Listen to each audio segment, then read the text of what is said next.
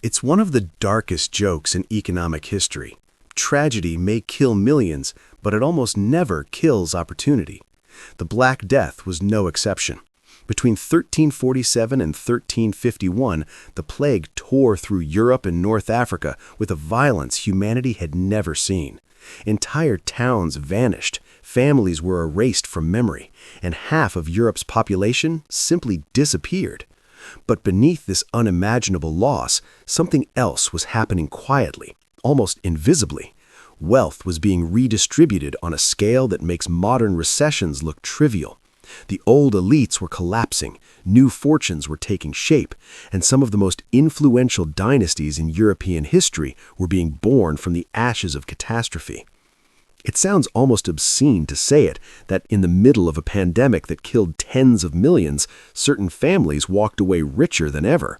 But that's the uncomfortable pattern of economic history. When a system breaks, someone always picks up the pieces.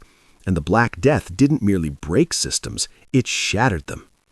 The plague didn't just kill peasants, merchants, and craftsmen. It killed heirs. It cleared landowners. It wiped out banking competitors. It toppled noble lines that had ruled for centuries. And when old wealth loses its owners, new owners step forward. Not because they're villains, but because the incentives of a broken world make ambition irresistible. To understand who actually got rich during the Black Death, you have to picture Europe at its maximum vulnerability. Ships arriving at Genoa carrying dead sailors, monks writing that no bells rang because there was no one left to ring them, entire regions emptying overnight. And while that horror is usually where documentaries stop, this is where our story begins, because the economic impact wasn't temporary, it was structural. The plague didn't just take lives, it took hierarchy with it. Labor shortages destroyed the foundations of feudalism. Abandoned lands created a property vacuum. Merchant networks collapsed and had to be rebuilt. Banks wiped out by unpaid debts left gaps in financial systems. And through each of these cracks, new winners emerged. The central question isn't, did people get rich? It's who exactly and how. And to answer that, you have to follow the trail that historians often ignore, the trail of inheritance, consolidation, power, and quiet opportunity in a world where half of Europe's competitors no longer existed. The first revelation, some of the most famous names in European history, names associated with art, banking, nobility, and empire, owe their rise to the economic vacuum the plague created. And nowhere is this clearer than in Florence. In the late 14th century, as the plague receded and returned in waves, Florence emerged as a city of survivors. Competitors died off, trade networks collapsed, and banking houses struggled to remain solvent. And into this vacuum stepped a man named Giovanni de' Medici. Not a noble, not a titan, just a very shrewd banker with impeccable timing. Giovanni founded the Medici Bank in 1397, right after the second major plague wave had destabilized Florence's financial sector. Many of the city's traditional banking families had lost heirs, partners, or entire branches of their operations. The Bardi and Peruzzi houses, once dominant international banks, were shadows of their former selves. Giovanni filled the gap. The Medici Bank inked lucrative contracts, including serving as the papacy's financial manager, an opportunity that likely wouldn't have been available had the plague not wiped out rivals. It wasn't just banking.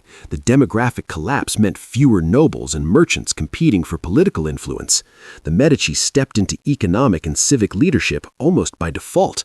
Without the plague, the Medici may have remained a successful Florentine family. Instead, they became the family that bankrolled Renaissance art, produced popes, ruled Tuscany, and set the stage for modern finance. You could argue, quietly, carefully, that Michelangelo owes part of his career to the Black Death. But Florence wasn't unique. Milan experienced an even more dramatic transformation. The Visconti family didn't just survive the plague, they weaponized the power vacuum it created. When noble families died without heirs, which happened constantly in a pandemic with a 60% fatality rate, their estates reverted to higher nobles or were seized by opportunistic rivals. The Visconti were masters of this game. Bernabo Visconti expanded Milan's territory aggressively, absorbing the estates of families extinguished by the plague. His successor, Gian Galeazzo Visconti, used both strategic marriages and the demographic chaos of the era to consolidate enough land and power to be crowned the first Duke of Milan in 1395. In another era, that kind of expansion might have taken centuries of warfare. In the wake of the Black Death, it took a generation. When the aristocracy is collapsing all around you, becoming next in line to multiple estates is less a matter of luck and more a matter of mathematical probability. If there were a gold medal for benefiting from inheritance collapses, the Visconti would have been strong contenders. Across the Channel, England saw the rise of an entirely new class, the upwardly mobile gentry, families who weren't noble but suddenly controlled enough land and wealth to become political players. And unlike the Medici or Visconti, these names aren't always famous today, which makes their stories even striking. The Paston family, for instance, began as modest landowners in Norfolk, but when neighboring estates lost heirs during plague outbreaks, the Pastons bought land at astonishing discounts or acquired it through legal claims. Their sudden wealth gave them access to education, courts, and royal patronage. Over generations, they became power brokers, their rise documented in the famous Paston letters, which paint a vivid picture of social mobility born from demographic collapse. They weren't the only ones. The Della Pole family rose rapidly through a combination of trade wealth and acquiring lands abandoned or sold cheaply after the plague. The Nevilles, who would become central figures in the Wars of the Roses, expanded their wealth and estates during plague-era land vacancies in the northern aristocracy. Even the Stanleys, later kingmakers at the Battle of Bosworth, climbed into prominence in part because plague-era land opportunities reshaped the structure of English power. The economic aftershocks of the Black Death didn't end in Florence or Milan or the estates of England's rising gentry. The deeper you push into the wreckage of 14th century Europe, the clearer a pattern emerges. Where death created a vacuum, someone stepped in. Sometimes it was a noble house, sometimes a merchant dynasty, sometimes an institution that didn't have to worry about heirs because their members had taken vows of poverty. The plague didn't discriminate, but wealth absolutely did. To see this more clearly, you have to turn north towards the icy ports of the Baltic Sea, where the Hanseatic League was transforming the crisis into an opportunity. The Hanseatic League wasn't a nation, it was a network, a cartel of merchant cities stretching from Lübeck to Riga to Bruges. And during the plague, demand across Europe became chaotic. Grain harvests fell, maritime trade suffered, prices for essential goods skyrocketed. The merchants of the Hanseatic ports stepped into this disruption with the cold precision of traders who understood that scarcity is the mother of profit. Families like the Weckenhuschens in Danzig and the Goslins and Warendorps in Lübeck expanded their fleets while others were going bankrupt. They bought cheap grain from untouched regions in the east and sold it at enormous markups in plague-stricken cities in the west. They secured monopolies on timber and salt, crucial commodities as Europe tried to rebuild itself, and leveraged them into political influence inside their city councils. In a Europe where half the workforce had vanished, the Hanseatic League grew rich, supplying survivors no longer had the ability to produce. Dotted around Europe were winners of a different kind, institutions that did not die even when the people inside them did. Monasteries, abbeys, and church orders became some of the largest landowners in Europe after the plague, not because they bought land, but because so much of it fell into their hands.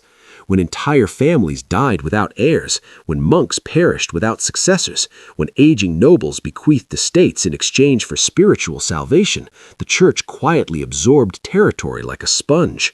The Cistercians in France and the Benedictines in Germany expanded their holdings dramatically during the plague years and the decades that followed.